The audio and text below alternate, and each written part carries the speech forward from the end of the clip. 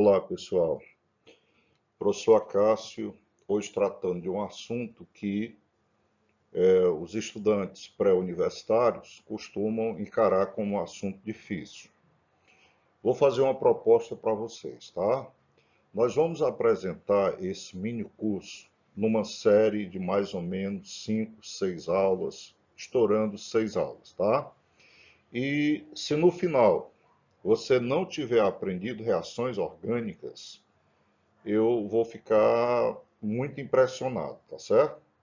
Então, o desafio é: assista todas as aulas, a sequência que eu vou apresentar, parte por parte, que eu vou apresentar exatamente na sequência didática que lhe permitirá aprender o assunto. E no final você vai ver que isso não é difícil, tá certo? E aí você vai me escrever e vai, se Deus quiser, me dar os parabéns, porque eu consegui lhe ensinar um assunto que é tido como difícil, mas quando eu estou ensinando, com todo respeito aos demais professores, tem muita gente boa nesse assunto, realmente o pessoal nunca encarou como algo difícil assim, tá bom? Pessoal, para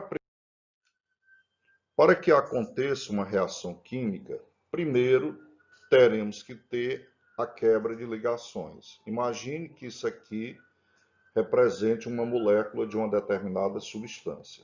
Então, o primeiro passo é quebrar ligações químicas, que vocês já sabem, aprenderam no estudo da fisicoquímica, da cinética, que tem que haver choque entre as moléculas para que as ligações se quebrem e depois se reorganizem de tal maneira a formar uma nova substância. Pois bem, essa quebra de ligação é o que nós chamamos de cisão. Cisão que pode ser do tipo homolítica ou heterolítica. Acácio, o que é uma cisão homolítica? Pessoal, cisão homolítica é aquela quebra que envolve uma ligação covalente apolar. Nós podemos aqui na ilustração ver dois átomos de A combinados, formando uma ligação covalente, e aí, através de um fator externo, que pode ter sido luz, por exemplo, calor, houve a quebra da ligação, sendo que cada átomo ficou com o seu elétron. Por isso que nós chamamos de homólise. Ílis quebra, homo igual, quebra por igual. O resultado disso é o que nós chamamos de radicais livres. Então, aqui nós temos dois radicais livres, que eu vou chamar de radicais A. Já a cisão heterolítica, pessoal, ela acontece nas ligações polares. E uma ligação polar, de um modo geral, é quando ocorre entre átomos diferentes. No caso aqui, eu teria átomos X e Y, sendo que Y é mais eletronegativo. Então, quando quebrou-se essa ligação, o X ficou positivo, formou um cátion, e o Y ficou negativo, que é mais eletronegativo, ele puxou o elétron, logicamente, de X. Então, eu vou ter, nesse caso, a formação de íons, um cátion e um ânion. Então, recapitulando, na cisão homolítica sempre formam radicais livres, enquanto que na cisão heterolítica nós formamos íons. Segundo ponto que eu preciso entender. Uma vez quebradas essas ligações, surgem o que nós chamamos de reagentes químicos. E esses reagentes podem ser classificados, pessoal, de três maneiras diferentes. Nós temos os reagentes eletrofílicos. A palavra eletrofílico quer dizer afinidade por elétron. Filos, amigo, elétron. Então, amigos de elétrons. Para que um reagente goste de elétron, ele precisa ser deficiente de elétrons. Essa deficiência nós costumamos representar com uma carga positiva. Então, esse E mais representa, no caso, o eletrófilo. Sendo assim, pessoal, nós podemos dizer que os reagentes eletrofílicos, no caso, eles são ácido de Lewis. Por quê? Porque ácido de Lewis é toda espécie química deficiente de elétrons. Como é que eu posso mostrar essa deficiência? Eu posso mostrar essa deficiência, por exemplo, num composto como o trifluoreto de boro, onde você observa que o boro, que no caso é uma exceção à teoria do octeto, ele ficou estável com 2, 4, 6 elétrons. Portanto, ele ainda pode receber um par de elétrons. Toda espécie química capaz de receber par eletrônico é um ácido de Lewis. Outra forma de representar os ácidos de Lewis ou reagentes eletrofílicos são os cátions. Aqui eu coloquei o cátion alumínio e o cátion H+, que nós chamamos de próton. Como todos eles perderam elétrons, então todos eles podem receber elétron de volta. No caso, são deficientes de elétron, portanto, são ácido de Lewis ou reagentes eletrofílicos. Então, reagente eletrofílico é aquele que é deficiente de elétron e que se enquadra no conceito de ácido de Lewis. Temos também os reagentes nucleofílicos, representado aqui pelo Nu com a carga negativa, porque normalmente eles aparecem na forma de ânion. Qualquer ânion, na realidade, é um reagente nucleofílico. Além dos ânions, nós temos as espécies químicas que possuem par de elétron não ligante, como os compostos nitrogenados, no caso, as aminas, tá? Aqui há a própria amônia, não é isso? Então, no caso, todo reagente rico em elétrons é uma base, segundo a teoria de Lewis. Então, os reagentes nucleofílicos, podemos identificá-los assim: ou aparecem na forma de ânion, ou aparecem, ou então eles têm um par de elétron não ligante. Cuidado que às vezes esse par de elétron não ligante, ele pode não aparecer, mas aí você vai pensar no seguinte: o nitrogênio tem 5 elétrons na última camada, para ficar estável ele precisa fazer 3 ligações, não é isso? E no caso, fazendo 3 ligações, lhe sobra um par de elétrons, que nós chamamos de par não ligante, e isso vai dar o caráter básico à espécie, e, portanto, se é uma base de Lewis, é um reagente nucleofílico. E por último, pessoal, nós temos os reagentes radicalares. Que são reagentes radicalares? Reagentes radicalares, pessoal, são todos aqueles que aparecem na forma de grupos, tá certo? Aquilo que nós costumamos chamar de radicais livres. Ó, aqui, por exemplo, é o radical metil, aí poderia ser o etil, isopropil, fenil, qualquer um deles, tá certo? Aqui é o radical hidrogênio e aqui é o radical cloro. Cuidado que radical não tem carga, radical é neutro. O que caracteriza o radical é ter um ou mais elétrons. Uma observação, pessoal. Aqui HCl aquoso, reagente, e aqui o propeno, que é o substrato, e esse HCl aqui não existe, tá certo? Ele apareceu aí do nada. Então me faça um favor, ó, risque, despreze esse HCl aqui, que ele realmente não faz parte dessa equação química, ok? Muito bem. Tipos de reações. Pessoal, nós temos aqui, como você pode observar inicialmente, uma reação em que eu tinha A ligado ao carbono, ok? Reagindo com BX, e agora quem aparece ligado ao carbono é o B. Que foi que aconteceu, pessoal? A substituição de A por B. E aí, esse A que saiu daqui se ligou com X, formando AX. Isso aqui caracteriza uma reação de substituição. Vamos ao exemplo. Eu tinha um hidrocarboneto na presença de luz ultravioleta. Aí, no caso, um átomo de hidrogênio foi substituído pelo átomo de cloro. O hidrogênio que saiu daqui se combinou com o cloro que sobrou, formando o subproduto HCl. Aí vem uma pergunta, pessoal. Acácio, eu não poderia tirar o hidrogênio desse carbono da ponta, de um ou do outro? Pessoal, tudo bem, até que pode, tá? Mas na prática, pessoal, tem uma regra muito importante. Leia aqui comigo na segunda observação, que diz o seguinte: nas reações de substituição, o hidrogênio que sai preferencialmente do carbono menos hidrogenado. Veja bem, O hidrogênio sai preferencialmente do carbono menos hidrogenado. O que é isso? Esse carbono tem 3 hidrogênios, esse tem 3, esse aqui tem 2. Portanto, o hidrogênio saiu desse carbono que é o menos hidrogenado. E aí nós temos uma observação, pessoal. Toda reação que ocorre nos alcanos, essa reação, pessoal, é uma reação de substituição chamada de radicalar. Por quê? Quando o reagente, no caso é o Cl2, ataca o alcano, ele vai na forma de reagente radicalar. Por quê? Porque ele sofreu uma cisão homolítica. Opa, pessoal, reações de substituição no anel benzênico. A primeira coisa que eu tenho que chamar a atenção é que toda reação de substituição que acontece no anel benzênico, ela é de substituição eletrofílica. Acácio, por que ela é eletrofílica? Porque quando ocorrer a quebra de ligação aqui, pessoal, vai ser uma quebra heterolítica. Por exemplo, no caso aqui do Cl2, vai quebrar de tal maneira que um cloro fica positivo e o outro cloro fica negativo. O cloro que fica negativo, ele vai lá e arranca o hidrogênio. E o cloro positivo se liga ao anel benzênico.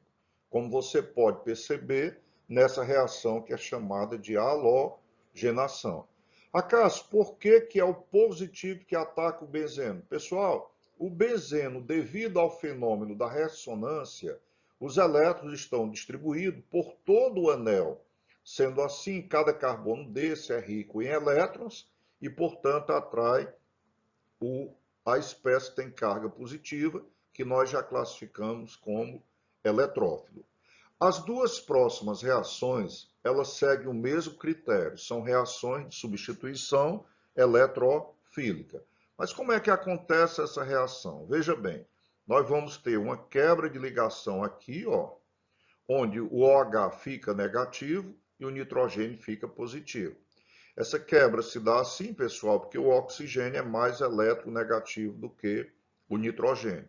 Quando quebrar aqui, eu gerei hidroxila, OH-, que vai captar o hidrogênio para formar H2O. E sobrou exatamente NO2, com N positivo. Esse nitrogênio positivo formou o grupo nitrato, não é isso? E esse grupo nitrato vai lá e se liga ao benzeno, que é negativo. Então, nós formamos o nitrobenzeno.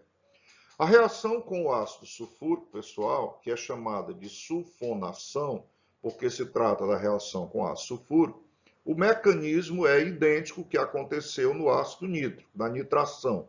Isso aqui eu chamo de nitração, porque a reação é com o ácido nítrico. Vamos ter a quebra da ligação aqui, ó, bem aqui assim, onde eu estou passando o mouse, não é isso? O oxigênio vai ficar negativo, formamos, no caso, o grupo hidroxila, que capta o hidrogênio, tá?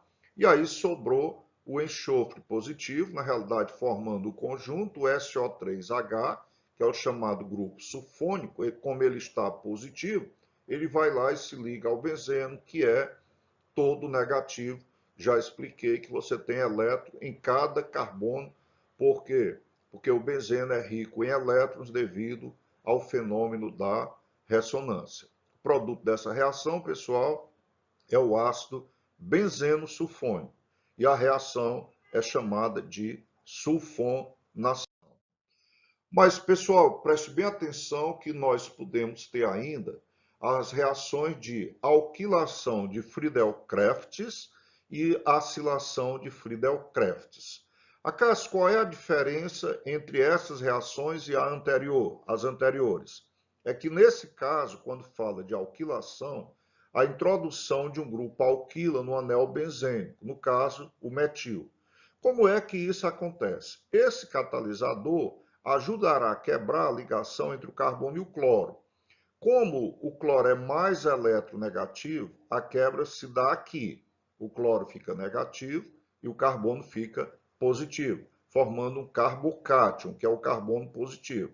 O cloro negativo vai lá e pega o UH+, que forma o HCl. Sobrou o CH3+, que se liga a esse carbono, que está negativo. e aí nós temos a formação do metilbenzeno, também conhecido como tolueno. Bom, e o que é a acilação? É porque esse grupo aqui, pessoal, é um grupo que a gente chama de acila, que é derivado de um ácido carboxílico. Na realidade, a função orgânica aqui é haleto de ácido. O que acontece em termos de mecanismo? Como eu já disse antes, o catalisador ajudará a quebrar essa ligação aqui, ó.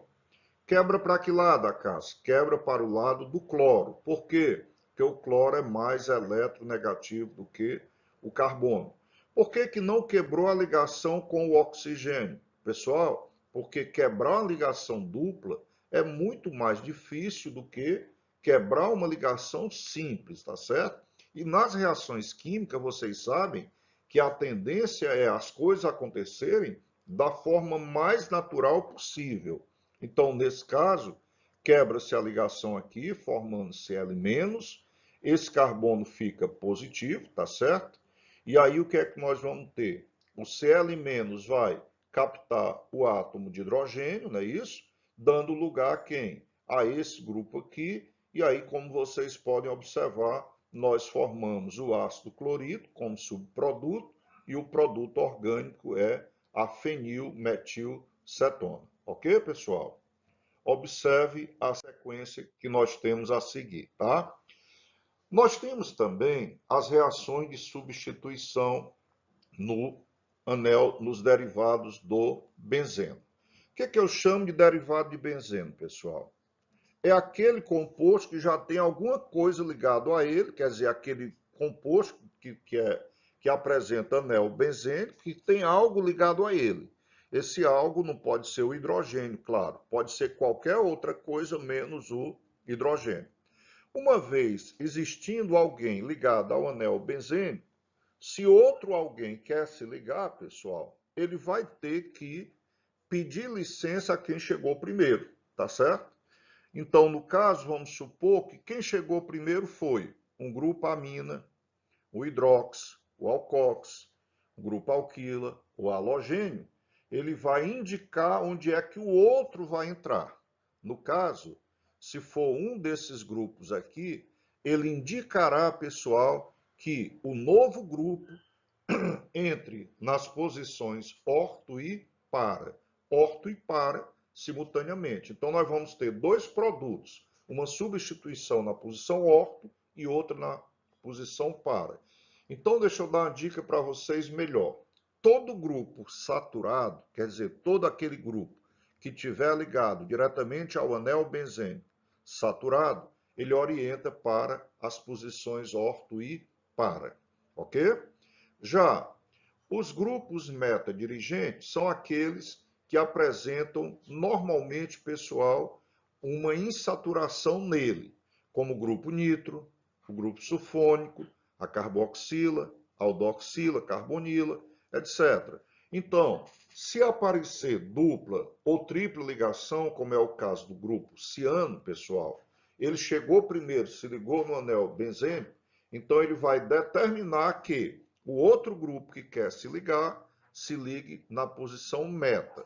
Lembrando que a posição meta é a posição de número 3 em relação àquele grupo que se ligou primeiro. Já a posição orto é a posição de número 2 e a posição para é a posição, pessoal, de número 3. Observe, então, os exemplos a seguir.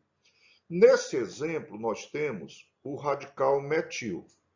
O metil se enquadra naquele grupo dos ortopara dirigentes.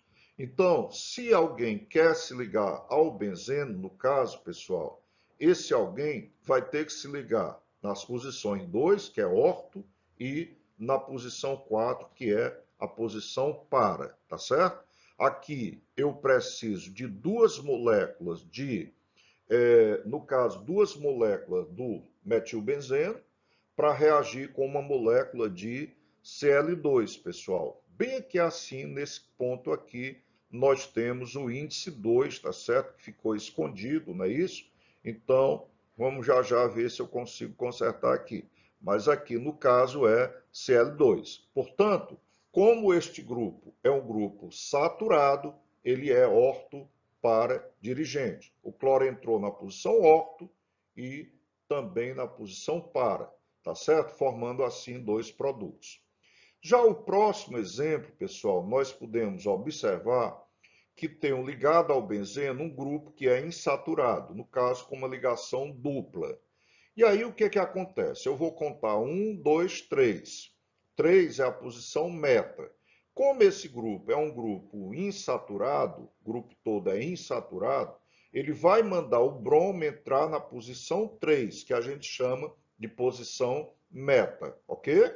Claro que aqui tem um hidrogênio, sai um hidrogênio daqui, entra um bromo. Esse hidrogênio que sai, pessoal, vai se ligar a um bromo que sobrou, já que aqui nós tínhamos dois bromos, Br2. A reação ocorre também na presença de um catalisador. Então, pessoal, preste bem atenção. Toda reação que acontece no anel benzênico, primeiro, ela é uma reação de substituição. E como é que eu classifico? É uma reação de substituição de natureza eletrofílica, pessoal. Ok, turma?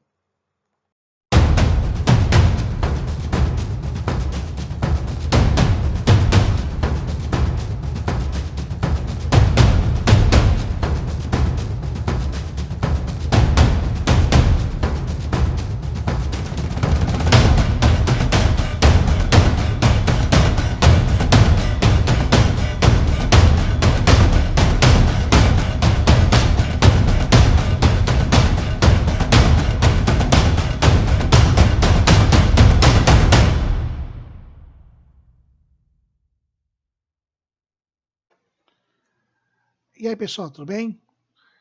Pro Enem, professor Cássio, amigos, eu me chamo Marcelo Henrique, eu sou professor de Biologia. Vamos resolver duas questões aqui, joia para vocês, dicas quentes sobre o Enem 2020, ok? Então vamos lá, turma. Questão 6 da FATEC 2015. O heredograma apresentado mostra a distribuição de uma certa característica hereditária em uma família composta por 9 indivíduos. Essa característica é determinada por um único par de genes com dominância completa. Os símbolos escuros representam indivíduos que apresentam a característica e os claros, indivíduos que não a possuem. Com base na análise da figura, está correto afirmar que são heterozigotos obrigatoriamente somente os que indivíduos. Ora, amigos, observe bem que quando eu tenho aqui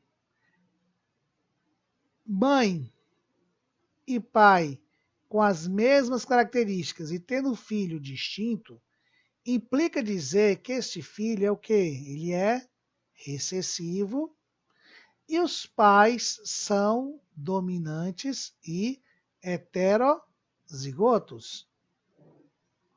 Se aqui é recessivo, é natural que o número 3 aqui também seja recessivo.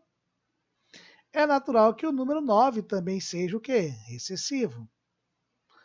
Aqui, pais iguais, o filho diferente, mesma lógica. Azão, azinho aqui.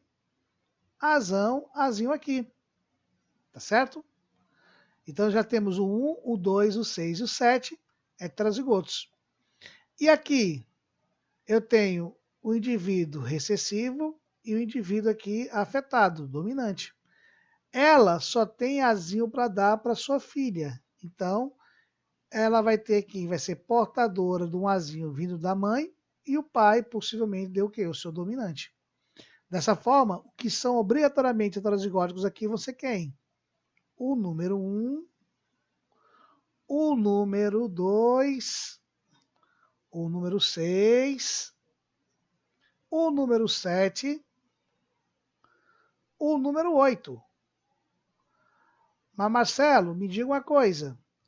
E esse 4? Ora, o 4, se você observar, ele vai ser azão alguma coisa.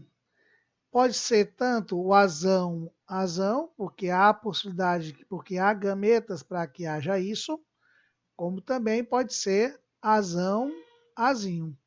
A chance de ser azão, azão é de uma chance, vamos lá, de uma chance em 3 possibilidades, e de ser azão, azinho, 2 chances em 3 possibilidades. Dessa forma, os indivíduos que são obrigatoriamente heterozigotos seriam, no caso, quem? O 1, o 2, o 6, o 7 e o 8. Então, item C de casa. Tudo bem? Então, fica a dica aqui, tá? Indivíduos com uma certa característica e o outro tendo a diferença, isso aqui vai ser quem? Vai ser recessivo. E aqui serão quem? São os dominantes. Isso aqui é quem? Isso aqui é a primeira lei de Mendel. Tanto faz ser ao contrário. Pais afetados. Filha aqui. Normal. Vamos ajeitar isso aqui, porque não é assim. Vamos só acertar isso aqui. Pais afetados, olha só. Filha normal. Mesmo jeito. Aqui vai ser recessivo. Então, a primeira coisa que tem que tirar da nossa cabeça é que nem sempre os afetados serão recessivos. Quem vai ditar isso vai ser exatamente essa formação aqui. Lembrando que isso aqui é válido para quem? Uma herança autossômica, tá certo? Isso aqui é para uma herança autossômica.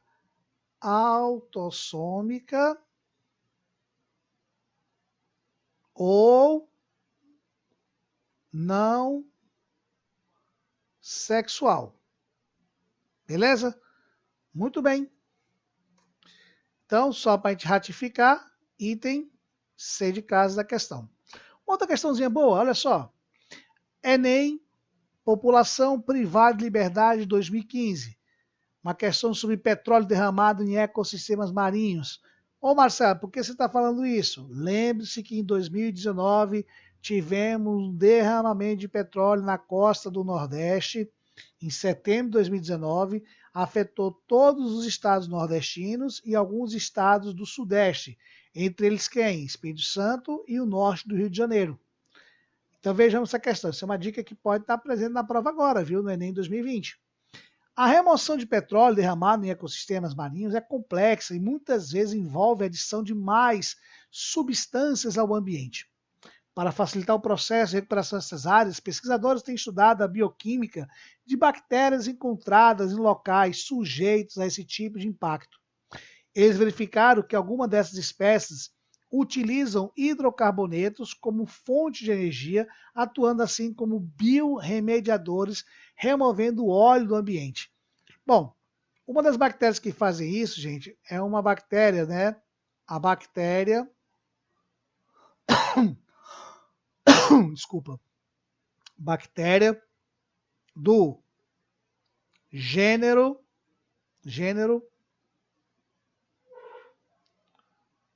Pseudomonas. Tá certo? Elas fazem isso. E elas vão fazer o quê? São células flageladas que capturam a partir de óleo presente na água? Não. Na verdade, são células que vão lançar enzimas, vão hidrolisar os hidrocarbonetos e vão consumi-la, tá certo? Esse hidrocarboneto.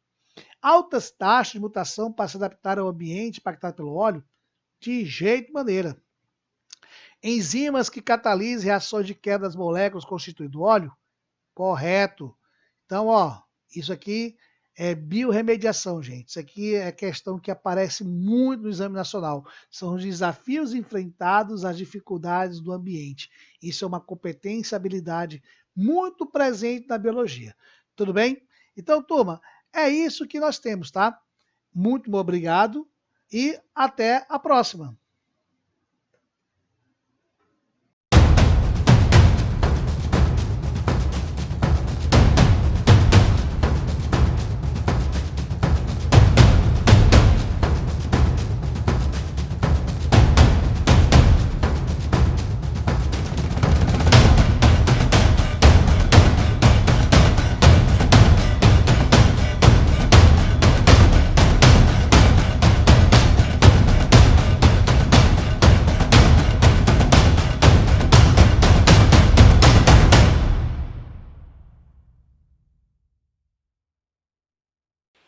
pessoal, sou o professor Franzé de Matemática, dando uma passadinha aqui para agradecer o convite feito pelo professor Acácio, parabenizar vocês que estão aqui nos acompanhando na busca da conquista dos objetivos de vocês, que é o acesso à universidade. Prazer imenso estar aqui, enquanto professor de matemática, podendo contribuir um pouquinho com vocês e agradecer e parabenizar também a grande iniciativa do professor Acácio na montagem desse projeto, que está contribuindo bastante, tenho certeza, para o sucesso de muitos. Muito obrigado. Oi, pessoal, prazerzão estar aqui nesse momento, podendo contribuir um pouquinho com vocês nessa preparação para o Enem, tá? Procurando aqui algumas questões de muita evidência que aparecem bastante no Enem. Vamos aqui resolvendo logo a primeira, tá? Questãozinha sobre probabilidade, questão tradicionalíssima, certo? Que aparece bastante. Vamos ver. Um aluno prestou vestibular em apenas 2 universidades. Suponha que em uma delas, a probabilidade de que ele seja aprovado é de 30%. Vamos anotar aqui um pouquinho os dados, para que não seja muita informação na mente da gente, a gente acabe, ao final do enunciado, esquecendo de tudo. Tá? Então, uma primeira informação é que numa primeira universidade, o aluno tem 30% de chance de ser aprovado. Beleza, pessoal? Continuando a leitura. Enquanto na outra, pelo fato de a prova ter sido mais fácil, a probabilidade de sua aprovação sobe para 40%. Vamos anotar? Então, numa segunda universidade, a probabilidade de que ele seja aprovado é de 40%. Beleza, continuando aqui o enunciado. Nessas condições, a probabilidade de que esse aluno seja aprovado em pelo menos uma dessas universidades é de... Pessoal, pense aqui junto comigo. Se eu tenho a probabilidade de que ele seja aprovado, é quase que automático eu descobrir a probabilidade que ele seja reprovado. Esses eventos são eventos complementares. Beleza? Então, se eu pensar no todo de uma probabilidade, 100%, posso entender o 100% como sendo inteiro. Esse raciocínio é simplesmente para que eu faça o seguinte: um inteiro, 100%, menos a probabilidade de que ele seja aprovado, 30%. Em decimal é 0,30. Então, isso aqui vai me gerar 0, o quê? 70. O que é 0,70? 70%. O que é o 70%? Probabilidade de que ele seja reprovado na primeira universidade. Pratiquemos esse raciocínio aqui também para o dado da segunda universidade. Se eu pegar um inteiro e retirar a chance, a probabilidade dele ser aprovado na segunda universidade, eu vou obter 0,60. O que é o 0,60? 60%. O que significa?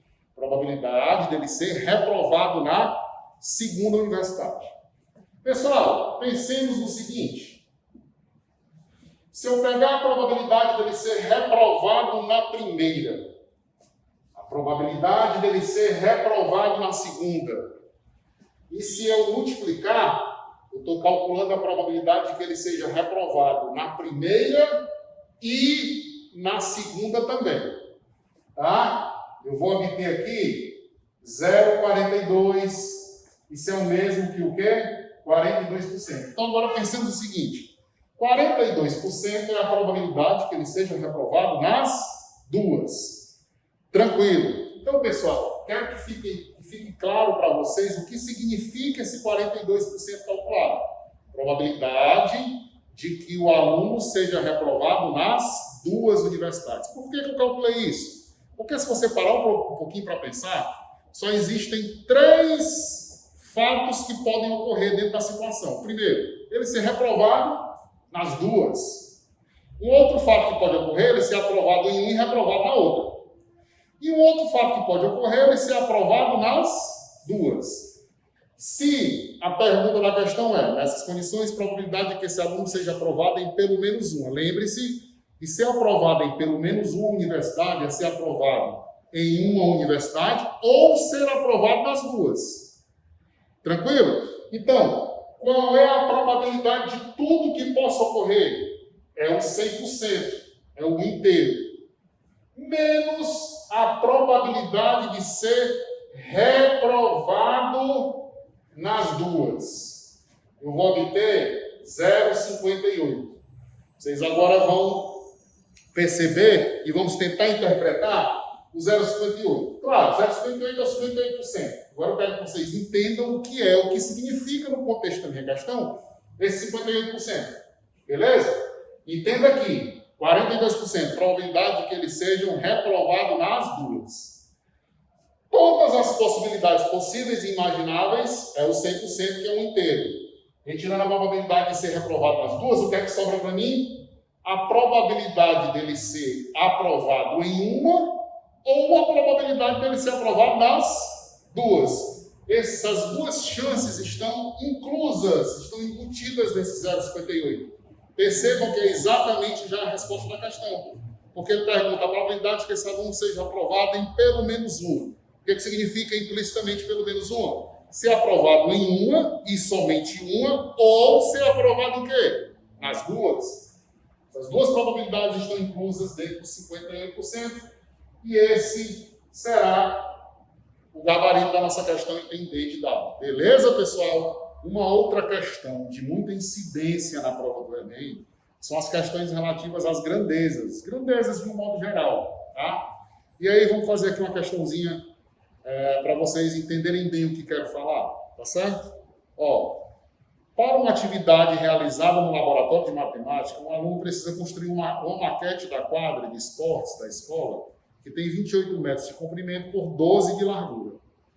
A maquete deverá ser construída na escala de 1 para 250. Ou seja, nós precisamos aqui na questão comparar o comprimento e a largura reais da quadra com a maquete que vai ser construída, respeitando uma redução, vamos dizer assim, de uma escala de 1 para 250. Ou seja, a cada 1 centímetro no papel equivale a 250 centímetros lá no real, lá na quadra, no caso da questão. Beleza? Então, pessoal, 1 para 250 é a grande informação dada pelo enunciado da nossa questão. Tudo bem?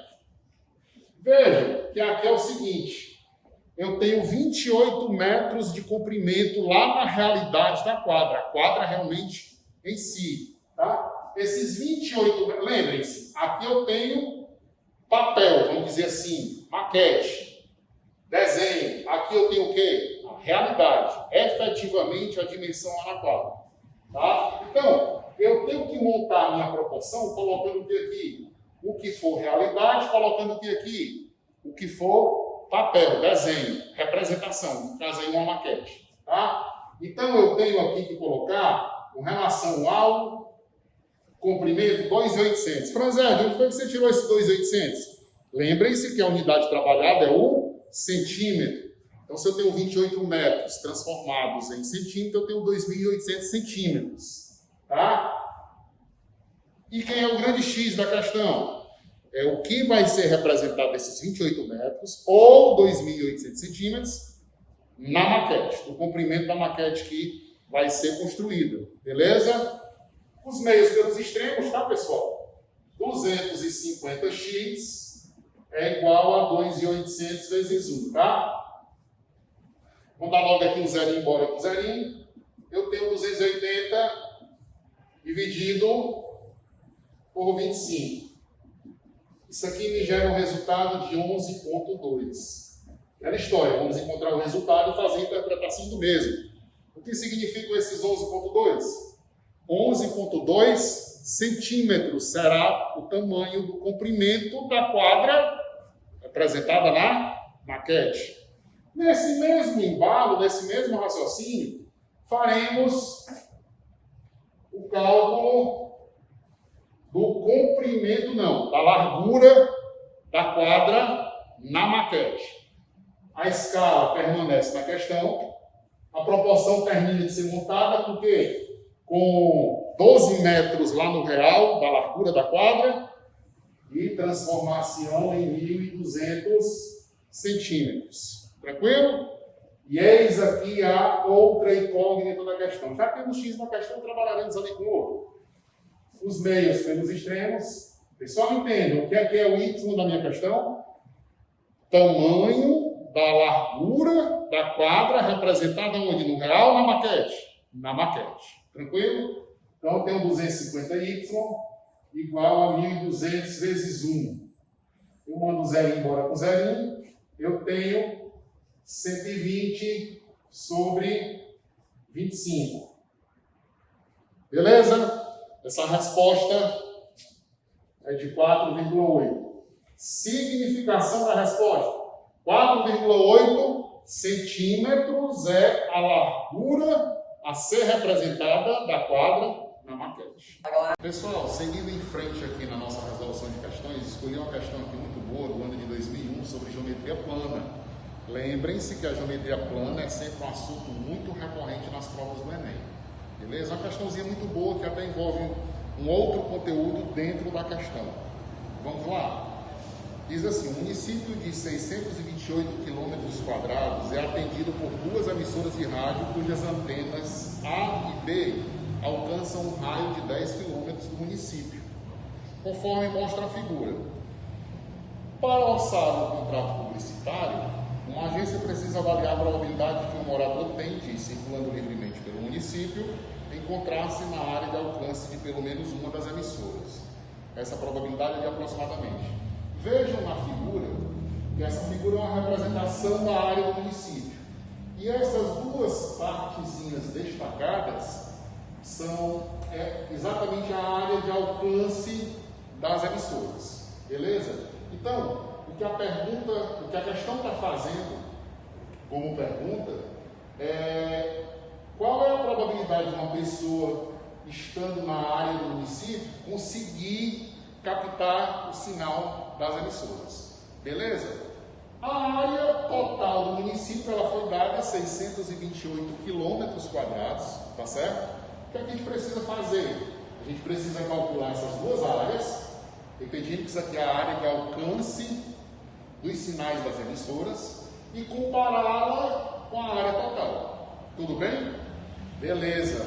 Então vamos lá. Eu quero que vocês percebam que nós estamos diante de dois setores circulares. São duas partes de um círculo. Confere? Quero que vocês percebam também que a área total do município é um trapézio retângulo, é um quadrilátero acima de tudo. Sabemos que a soma dos ângulos internos de todo e qualquer quadrilátero é de 360 graus. Se a soma dos quatro ângulos da área representada no município é de 360 graus, se nós retirarmos esses dois ângulozinhos de 90, sobrará o quê? Sobrarão 180 graus para estes dois ângulozinhos aqui. Os ângulozinhos relacionados à área de alcance das emissoras. Beleza? Então vamos lá.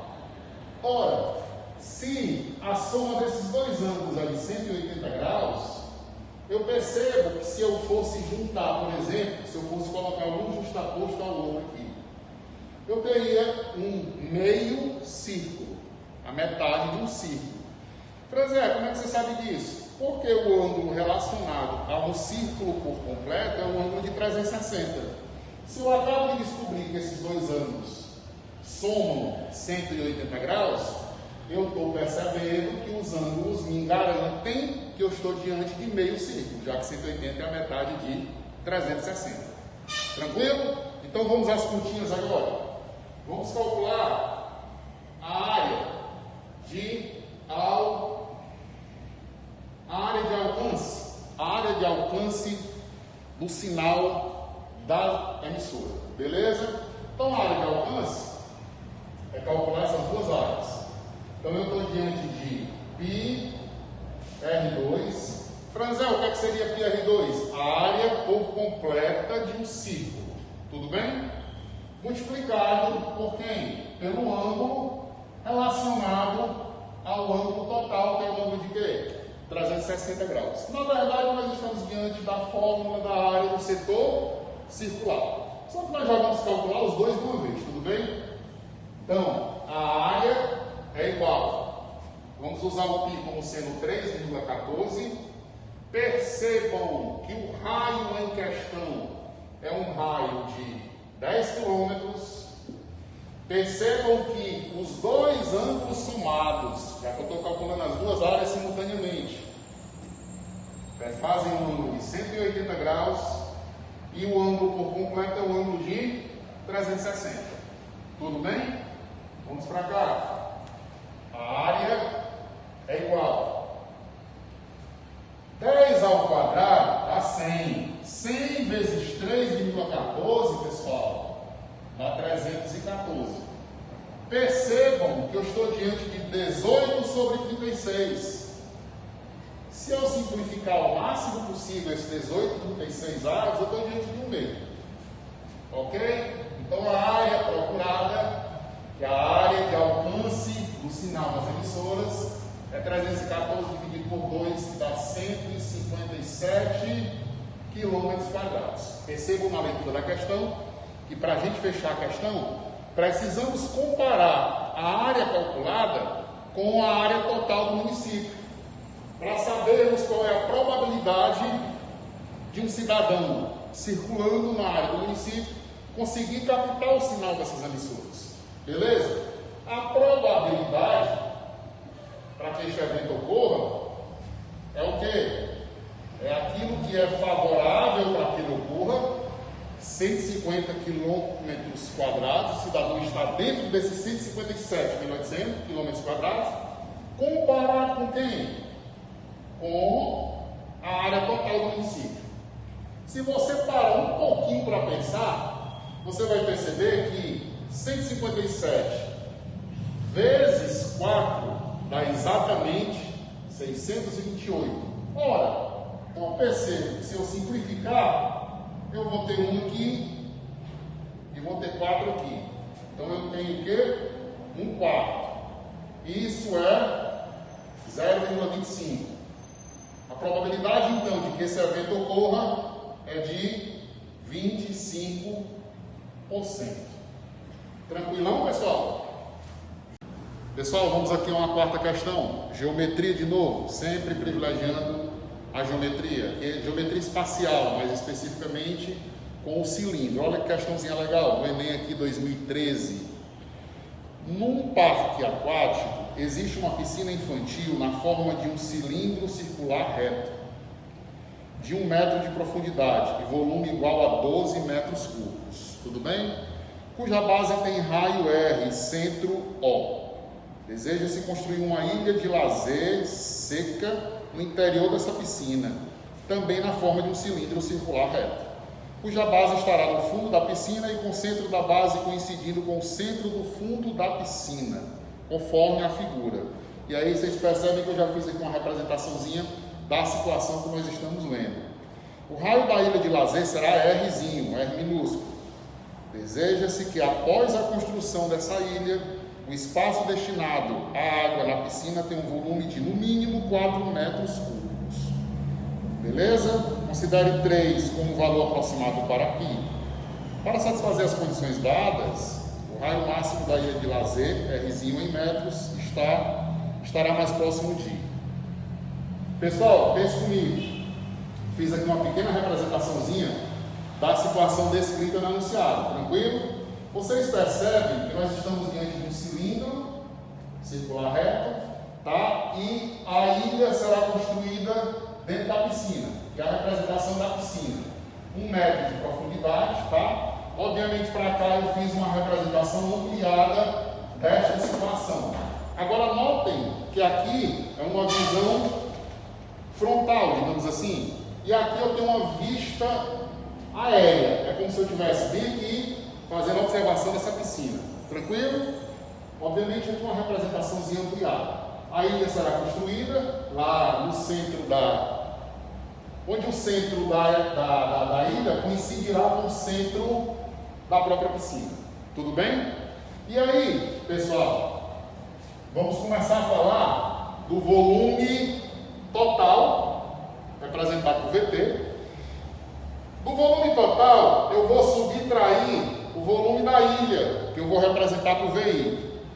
Notem que se eu pegar o volume total e retirar o volume da ilha, eu fico com o volume restante, que tem que ser maior ou igual a 4 metros cúbicos, conforme descobrimos na leitura atenta do enunciado. De no mínimo 4 metros cúbicos, então é de 4 metros cúbicos para mais. Quando eu pegar todo o volume da piscina, retirar o volume da ilha que será colocado nessa piscina, vai ter que ficar no mínimo 4 metros cúbicos. Se vai ter que ficar no mínimo 4 metros cúbicos, tem que ser de 4 metros cúbicos para mais. Concorda comigo? Beleza.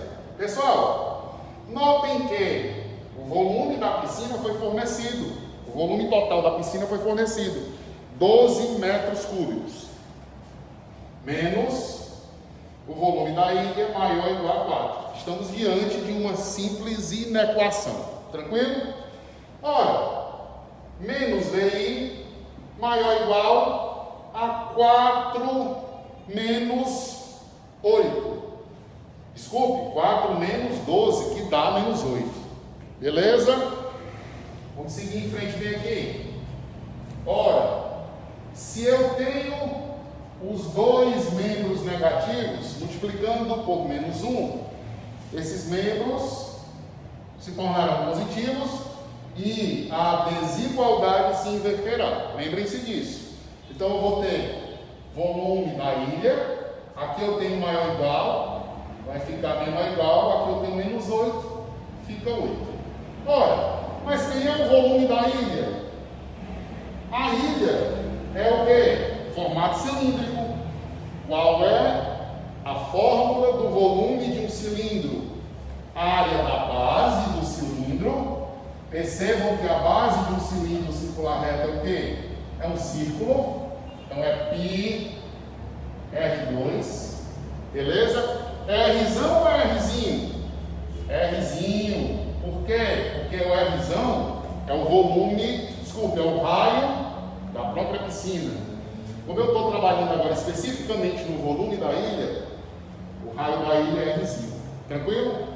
Então, πr2 vezes a altura é a área da base, que é πr2, a área do círculo, vezes a altura. Menor ou igual a 8. Ora, o comando da questão pediu para que usássemos π igual a 3. Raio é exatamente a incógnita que estamos buscando. A altura do cilindro representativo aqui da ilha é a mesma altura do cilindro representativo da piscina por completo. Menor ou igual a 8. Então, 3R2, 3 vezes 1, 3, 3R2, menor ou igual a 8. Pessoal, quem é o R2? Menor ou igual a 8 terços. Esse 3 está multiplicando, ele vai passar dividindo. Quem é o Rzinho? Tirando esse quadradinho daqui. Raiz de 8 terços. Vamos terminar aqui. Ora, R menor ou igual. Se eu decompor essa raiz para estes dois números, numerador e denominador, eu tenho raiz de 8 sobre raiz de 3. Tudo bem? Essa raiz de 8 simplificada, ela me gera 2 raiz de 2. E a raiz de 3 eu deixo assim mesmo. Raiz de 2 e raiz de 3 são duas raízes que a gente deve saber os valores dela, aproximado, né? Vamos considerar que a raiz de 2 1,41 e vamos considerar a raiz de 3 como sendo 173. Beleza? Eu tenho aqui em cima, no numerador, 2 vezes 1,41, eu tenho 2,82 sobre 1,73. Essa divisãozinha vai ser aproximadamente 1,6. Ora, pessoal, ele está perguntando qual é o raio máximo. O raio é menor ou igual a 1,6. Em outras palavras, o raio da ilha que será construída na piscina é de 1,6 para baixo, vamos dizer assim, para valores menores ou iguais a 1,6. Se é de 1,6 para menos, qual é o máximo valor? É o próprio 1,6. Então, este é o gabarito da questão. Beleza, pessoal?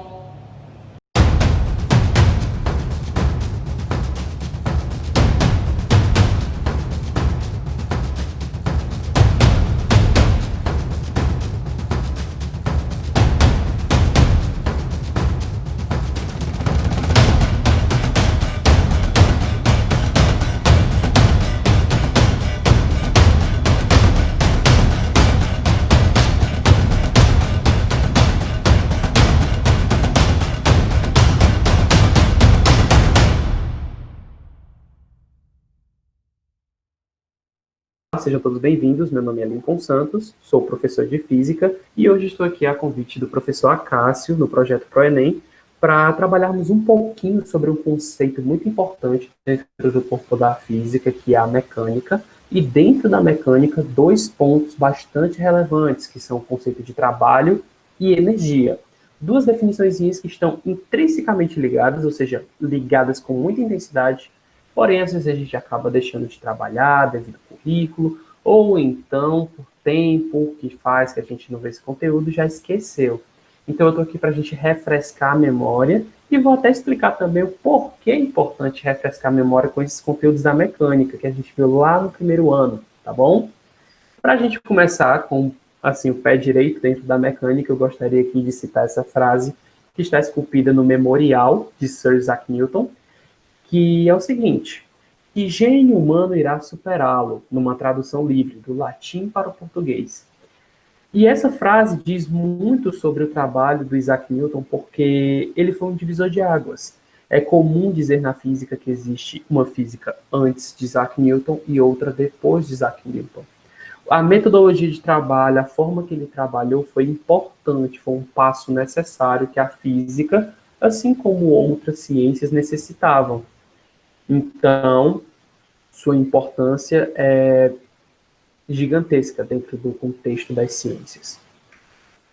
Passando aqui para a nossa primeira pergunta, como eu falei, por que, professor, é necessário revisar os conceitos da mecânica? O Enem está aí, 5 meses, já está batendo na porta o Enem. E por que é importante a gente revisar o conceito de mecânica agora, professor? Não seria legal revisar outros conteúdos, não? Eu até concordaria, mas eu gosto muito de seguir dados. Então, uma pesquisa feita pelo G1 no ano passado apontou que dentro dos conteúdos que são trabalhados na prova de física, 8,2% são formados por questões de energia, trabalho e potência. E um ponto curioso é que, além disso, 5,5% são de impulso, quantidade de movimento e análise dimensional. Esses dois pontos formam conteúdos da mecânica, ok? Conteúdos da mecânica. Então, aqui a mecânica está bem representada por dois lugares, um no pódio, em segundo lugar, e outro em quinto, porém dando a sua representatividade dentro do vestibular, não é? Então, vamos lá, gente. Já vimos aqui por que nós precisamos revisar a mecânica, então vamos partir para a aula, tá bom? Vamos lá. Primeira pergunta que eu trouxe, está lá no título, que é um dos conceitos que a gente vai trabalhar, é o que é o trabalho. E não se preocupa, não vou mandar você ir trabalhar, ir para o trabalho, ou então fazer algum trabalho de casa não, tá? Fica tranquilo. O que é que eu vou fazer? O trabalho é um conceito físico, certo? Que possui uma definição física, como em todas as ciências, coisas possuem definições, porém eu vou tentar relacionar um pouquinho com algumas experiências da nossa rotina, certo? Vamos imaginar o seguinte: imagina que dentro da sua casa você precisou fazer uma faxina. E no dia de fazer essa faxina tinha um móvel, e vamos colocar aqui, era uma mesa, sua mesa de estudos, por exemplo, ou então uma mesa de cozinha, que é muito pesada, ok? Então você precisa aplicar uma força considerável para tirar ela do lugar. E foi isso que aconteceu, você foi fazer a faxina e precisava tirar a mesa do lugar. Olha que situação. Então você chegou lá e empurrou a mesa, ok? Ou seja, você aplicou uma força, foi uma força muscular. Você chegou lá e empurrou a mesa para que ela se deslocasse. Então, dentro desse contexto, nós temos uma primeira situação. Dentro desse exemplo, nós temos uma primeira situação física. Existe uma força que foi aplicada sobre o móvel. Ou seja, o ato de empurrar é o ato de você aplicar uma força sobre um corpo, ok? Um primeiro conceito físico, um primeiro, digamos, prática física, ok? E agora vem a consequência. A partir do momento que você empurrou, você aplicou uma força sobre o móvel, o que é que aconteceu? Gerou-se um deslocamento. Era o que a gente queria, era o nosso objetivo. Assim que a gente implicou a força, nós empurramos o objeto tinha que se mover, ok? Então, nós temos o quê? Nós temos um deslocamento que é diretamente proporcional à força, ou seja, um é gatilho do outro. Se eu aplicar uma força, o corpo tende a se mover. Se o corpo está se movendo, é porque, de alguma forma, uma força fez com que ele entrasse nesse estado de movimento. Então, uma coisa será gatilho da outra e uma coisa está relacionada com a outra, dentro desse nosso exemplo do cotidiano, que é no dia a dia uma faxina que você precisa realizar, você vai precisar empurrar as coisas e puxar, ok? E agora, seguindo essa relação que eu apresentei, eu gostaria de dar uma definição para o conceito de trabalho. O conceito de trabalho, segundo a física, que a física tem a dizer para a gente, é que esse trabalho é uma transferência de energia. E muita calma, não estou falando da energia que a Enel fornece para você, que vai acender sua luz e carregar seu celular, não. Estou falando de um outro tipo de energia que eu vou explicar um pouquinho mais à frente. Por enquanto, nós precisamos definir o quê? Que o ato do trabalho é essa transferência de energia. E a principal consequência é o deslocamento do objeto. Então, como eu citei no slide anterior, se você aplica força, se você faz essa transferência de energia, você produz movimento, ok?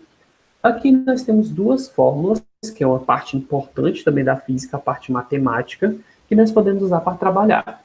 A primeira fórmula, e as duas no caso, perdão, elas são representadas pela letra grega tau, T-A-U, tau.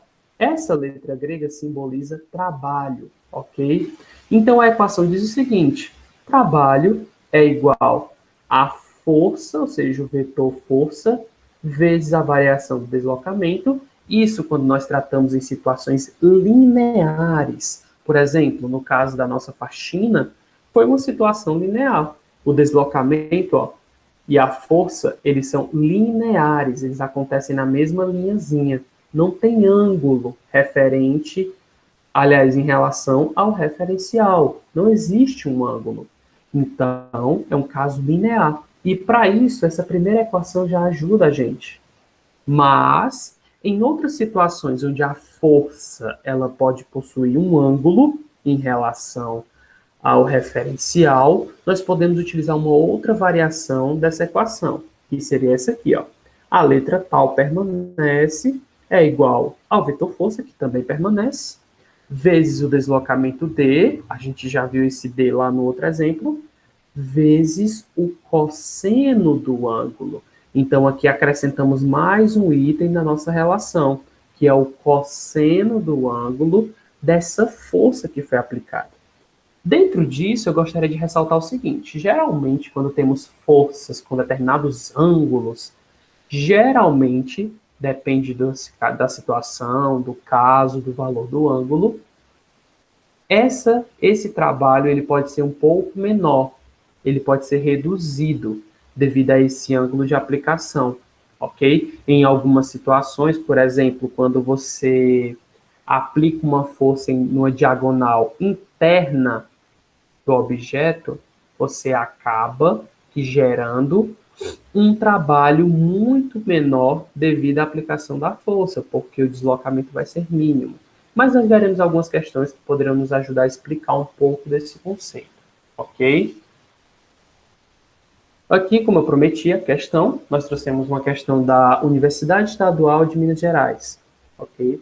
Essa questão eu vou fazer uma lida, depois eu vou dar uma interpretação para o que foi dito, e nós iremos resolver juntos para compreender melhor os conceitos que estão sendo trabalhados aqui.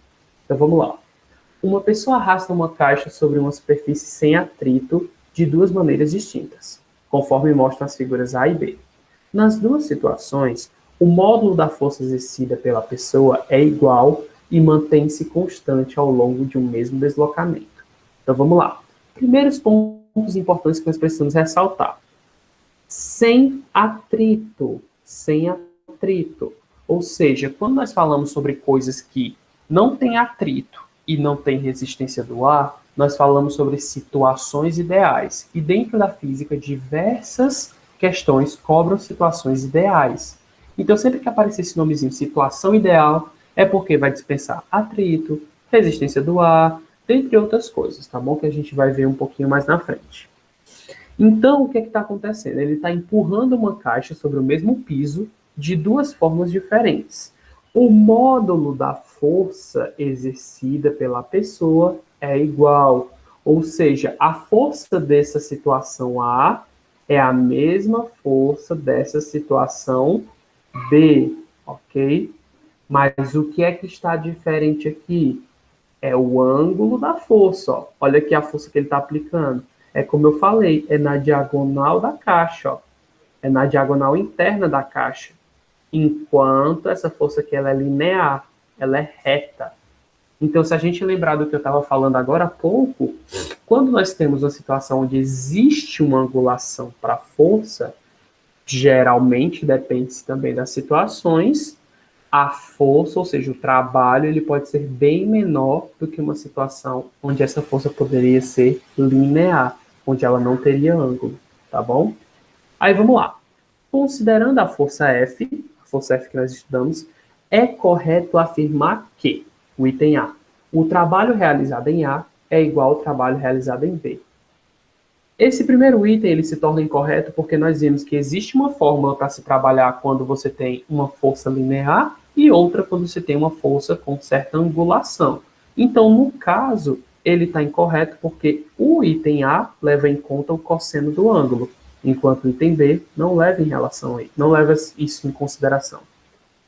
O trabalho realizado em A é maior que o trabalho realizado em B. Quando nós falamos de trabalho, nós falamos da eficiência com que nós conseguimos transferir energia e, por consequência, gerar movimento. Então, quando eu falei que se a força ela for angulada, ela pode se tornar menor e, por consequência, o trabalho seria menor. Então, no item A, que é o nosso item onde temos a situação, essa força seria menor. Por quê, professor? Eu ainda não compreendi muito bem. Porque olha aqui, ó, existe um ângulo da aplicação da força. Então, se existe um ângulo de aplicação, eu vou ter um cosseno que vai estar interferindo na minha equação. Ou seja, eu vou estar sofrendo com uma situação que pode reduzir a aplicação do meu trabalho, por consequência, reduzir a aplicação da força devido à angulação. Já nessa situação, eu não tenho isso. Eu tenho a situação ideal, porque a força é linear. Ok? Então, seguindo, o trabalho realizado em A é menor que o trabalho realizado em B, certo? Vamos para mais um item, que é não se pode comparar os trabalhos, porque não se conhece o valor da força. E aqui nós temos a nossa resposta certa, que vai ser o item C. O trabalho realizado em A é menor que o trabalho realizado em B. E mais uma vez explicando o porquê disso, porque aqui em A temos a força angular. Aqui existe um ângulo em relação ao referencial, enquanto nesse lado aqui nós não temos. É uma força linear e, por consequência, a aplicação dela se torna maior do que uma força que possui um certo ângulo em relação ao referencial. Tranquilo? Tranquilinha, né? Isso aqui. Vamos lá, continuando. Uma segunda pergunta que eu tenho para fazer para vocês, e é sobre o que eu até falei na definição de trabalho, é o que seria esse conceito de energia? Bom, muitos em casa devem estar olhando para a lâmpada, para a tomada e pensando assim, não, energia é um negócio que faz o meu notebook carregar, que faz com que o meu celular carregue também. Professor, energia eu sei. A Enel manda para cá a conta de energia, não é? Mas assim, quando eu falo sobre energia, eu, Lincoln, estudante, eu penso que seria algo que alimenta, que dá capacidade para outra coisa ser realizada. Por exemplo, quando você está cansado, você fala que está sem energia, não é? Então, você precisa daquela capacidade para fazer alguma coisa. E aqui, a gente vai tratar sobre essa mesma coisa. Os objetos que se movem no nosso dia a dia, eles precisam de uma energia, que é uma energia chamada energia mecânica, certo? Essa energia mecânica é o que vai fazer com que eles se movam. Então, uma primeira definição que podemos tomar é que energia é a capacidade dos corpos de exercerem trabalho. Espera aí, professor. O senhor não acabou de dizer que energia não tem a ver com movimento? Que todo corpo que se move tem energia? E por que a definição é que energia é a capacidade dos corpos de exercerem trabalho? Lembra que eu falei lá em trabalho que o próprio trabalho em si é uma transferência de energia e que ocasiona o movimento dos corpos? Então, o fato de um corpo possuir energia ou ter essa energia é a relação básica de que ele pode entrar no conceito do trabalho. Ou seja, se eu transferir energia para aquele corpo, ele vai começar a desenvolver um movimento, ok? Essa energia que nós estamos falando aqui, nessa parte do trabalho, ela é apresentada na natureza de duas formas. A energia potencial, certo? E a energia cinética. Eu vou fazer um apunhado dessas duas definições agora aqui nos próximos slides, mas no geral, o que é que acontece? A energia é a capacidade dos corpos de exercerem trabalho. Ou seja, se eu tenho energia, meu corpo vai conseguir fazer trabalho. E se meu corpo faz trabalho, quer dizer que ele consegue interagir com uma força, seja um empurrão, um puxão, seja a gravidade, aliás, no caso da gravidade é a aceleração, seja a força-peso, seja a força-peso, seja o que for, vai fazer com que gere um movimento, um deslocamento sequencial. Então, essa interação entre energia e trabalho é bastante intrínseca. Se o corpo possui energia, ele pode vir a exercer trabalho. Essa energia pode aparecer de duas formas: energia potencial e energia cinética. Ou seja, a consequência geral é que, ao interagirem com o meio, com as forças que estão lá no meio, eles irão produzir movimento. Ou seja, quando um corpo que possuiu energia potencial ou cinética começa a interagir com o meio, já está numa interação, ele tende a produzir movimento, que foi a mesma coisa que nós vimos em trabalho. Se o corpo ele recebe na transferência de energia, ele vai começar a produzir um movimento, começar a se deslocar, tanto que a relação é direta. Ok? Tranquilo? Vamos lá. Primeira coisa, o que é o raio dessa energia cinética? Certo? Cinética, esse nome cinética trata sobre movimento.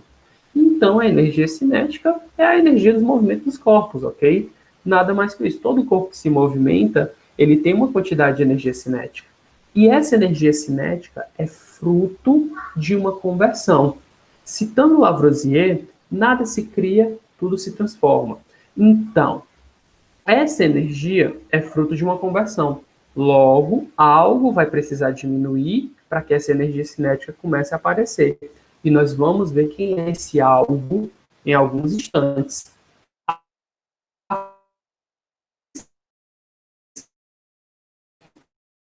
A forma que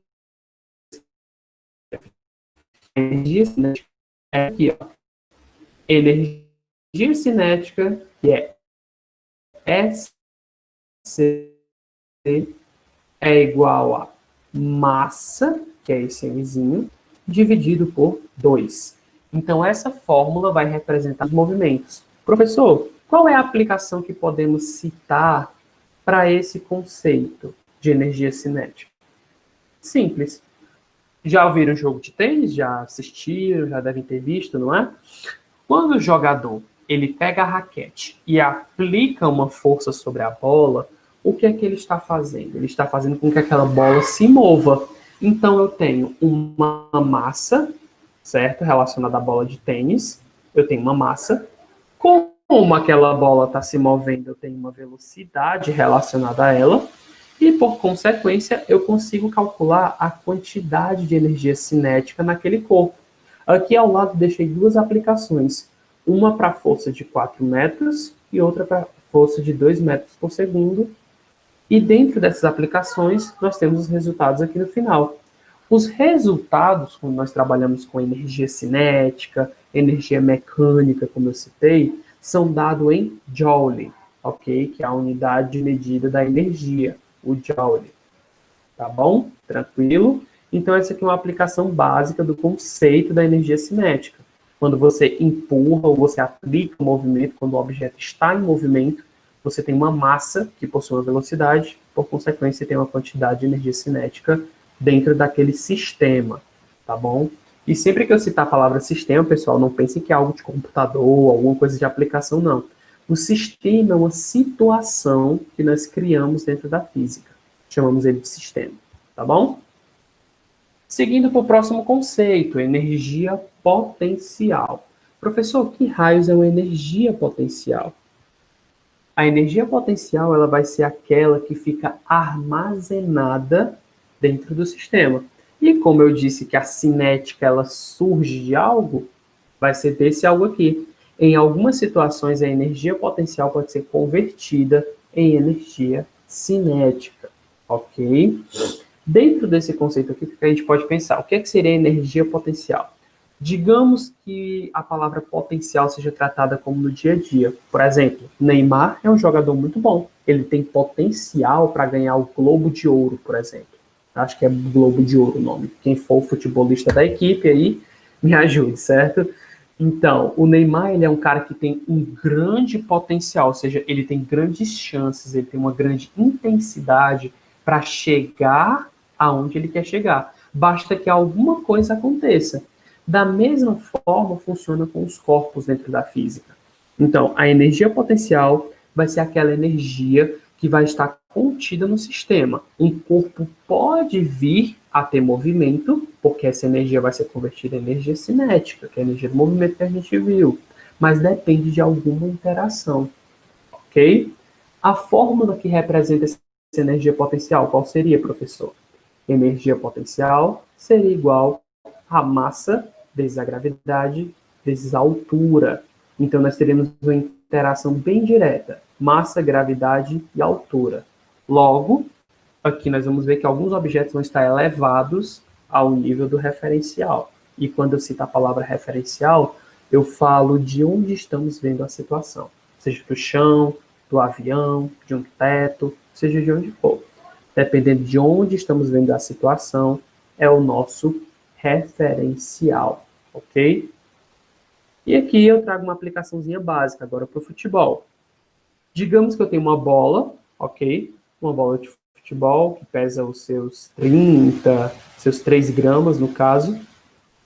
E essa bola de futebol, ela está sendo levantada a 4 metros de altura, certo? A 4 metros de altura. Ela está suspensa a 4 metros de altura e eu estou segurando ela no ar. Daí, eu digo o seguinte, ela possui uma energia potencial. Como é que eu calculo essa energia potencial dessa bola? A bola ainda não entrou em movimento. Lembrando, estou segurando ela suspensa sobre a minha cabeça. Então, ela não chegou a entrar em movimento. Então, para esse conceito, nós temos a energia potencial. A energia potencial vai ser a interação da massa com a gravidade com a altura. Massa, 0,3 quilos, porque eu converti o peso dela de gramas para quilos, vezes 9,8 metros por segundo ao quadrado, tá bom? E a aceleração, vezes 4 metros. Essa interação total vai ser igual à energia potencial. É igual a 11,76 joules, ok? Olha o Jzinho aqui no final, ó. Então, mais uma vez, nós temos aqui uma aplicação de energia. No primeiro exemplo, nós vimos a energia do movimento. Um corpo que se movimentava, ele tem uma quantidade de energia. Agora, um corpo que está suspenso, ele pode vir a converter essa energia em energia cinética. Basta apenas que eu largue o corpo, que eu solte o corpo, e a força-peso atuará sobre ele. Tudo bem? Aqui, para nós encerrarmos esse conteúdozinho rápido, eu acredito que tenha sido muito útil para todos, aí é o conceito da energia mecânica.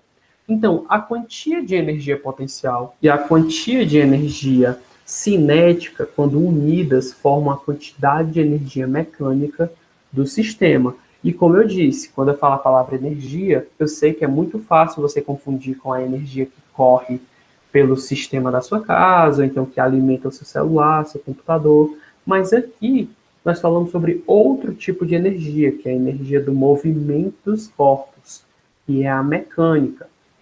Okay?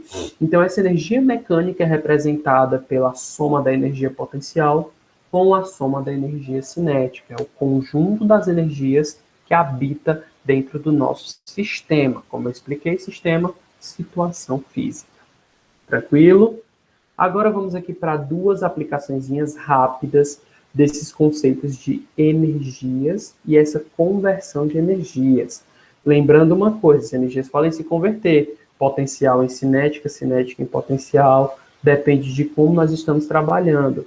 E outra também bastante importante. Mais na frente existe um conteúdozinho que vai falar sobre energia, sobre forças dissipativas, que são aquela questão do atrito, da resistência do ar. Eu faço aqui uma voga, peço para que vocês revejam essa parte das energias dissipativas, das forças dissipativas, que vão estar presentes em alguns exemplos da física. Tá bom? Então vamos lá, seguindo. Questão do Enem de 2011. Uma das modalidades presentes nas Olimpíadas é o salto com vara. As etapas de um dos saltos de um atleta estão representadas na figura.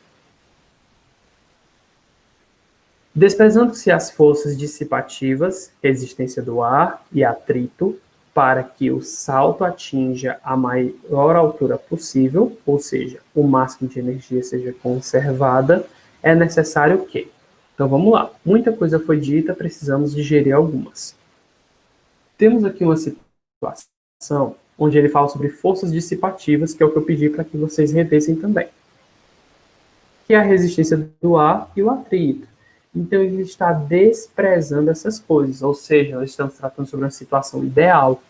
Dentro de uma situação ideal, você precisa considerar apenas os conceitos da física que você aprendeu. Eu sei que é muito comum a gente estar resolvendo uma questão e acaba chegando, mas o cara não ia poder fazer isso, mas a pessoa não pode fazer isso na vida real.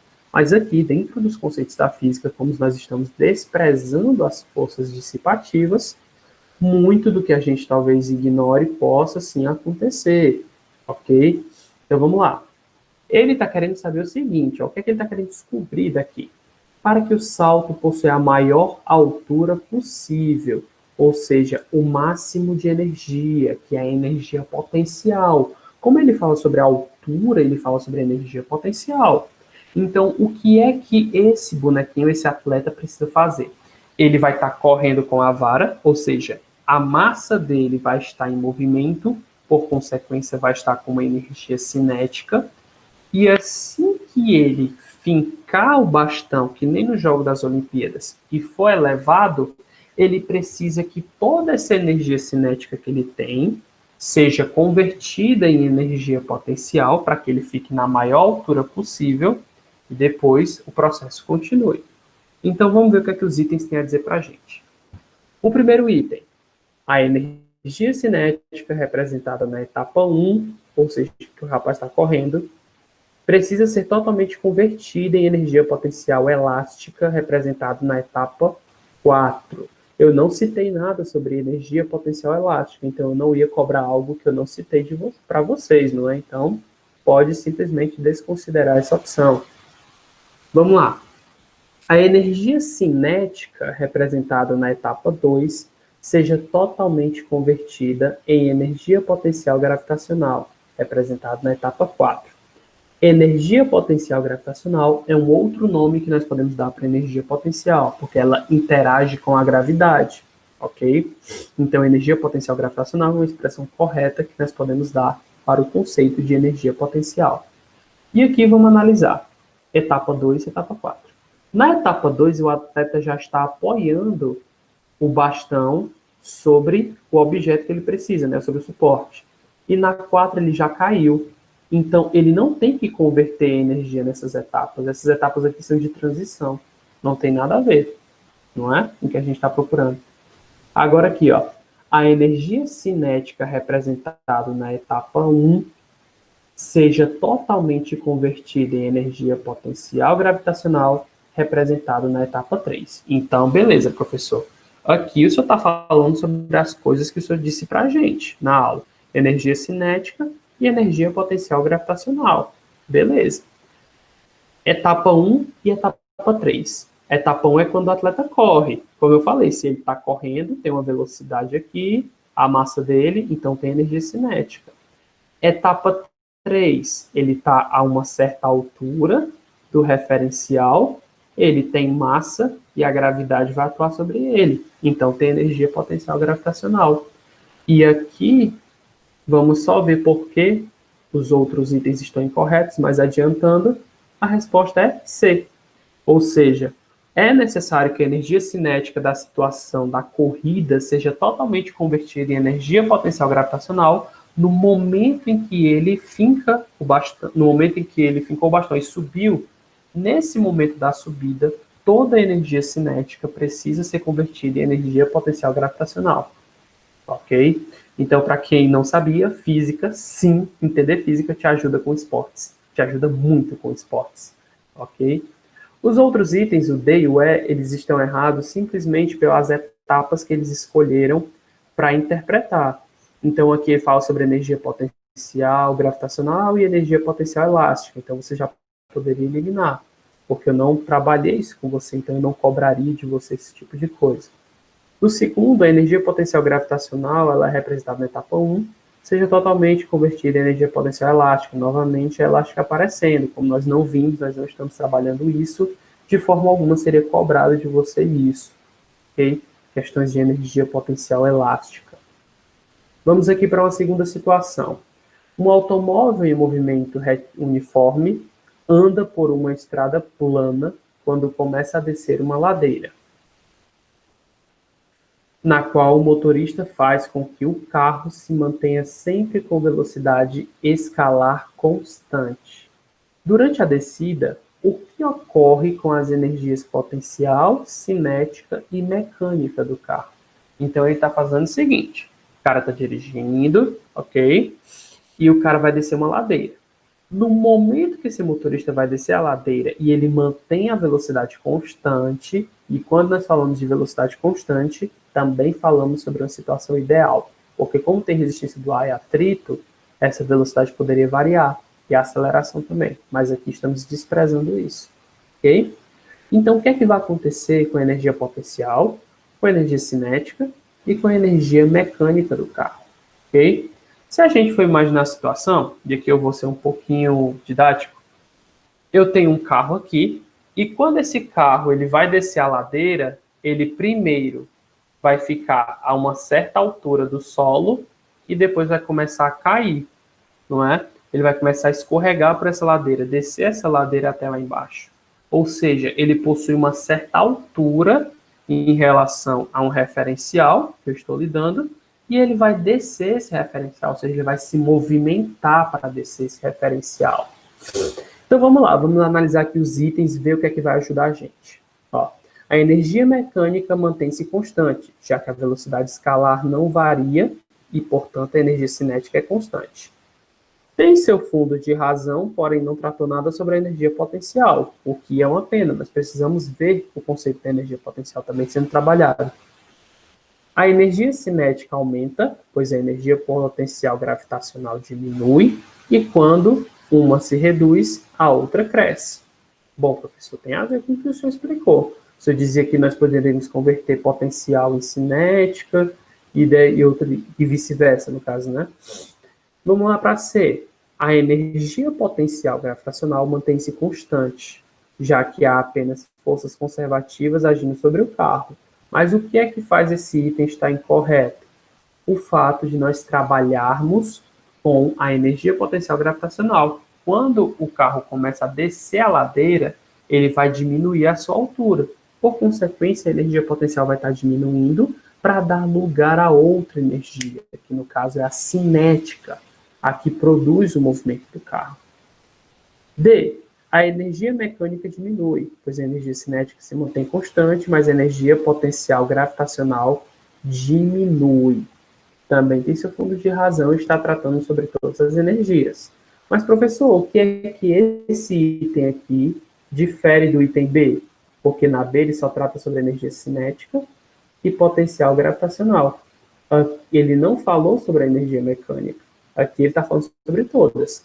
A energia mecânica diminui, pois a massa, a energia cinética mantém-se constante, mas a energia potencial gravitacional diminui. Por último, a energia cinética mantém-se constante, já que não há trabalho realizado sobre o carro. A E está totalmente errada, porque se existe energia, existe trabalho. Por consequência, ela não poderia ser nem validada como verdade. Tá bom? Então vamos lá. Item B e item D estão bastante suspeitos, estão assim tendo uma tendência muito grande a ser itens verdadeiros, ok? Então vamos lá. O que é que a gente pode fazer para tornar esses itens verdadeiros? A gente precisa analisar os conceitos. Aí vamos aqui para o item B. A energia mecânica ela diminui. E por que ela vai diminuir, professor?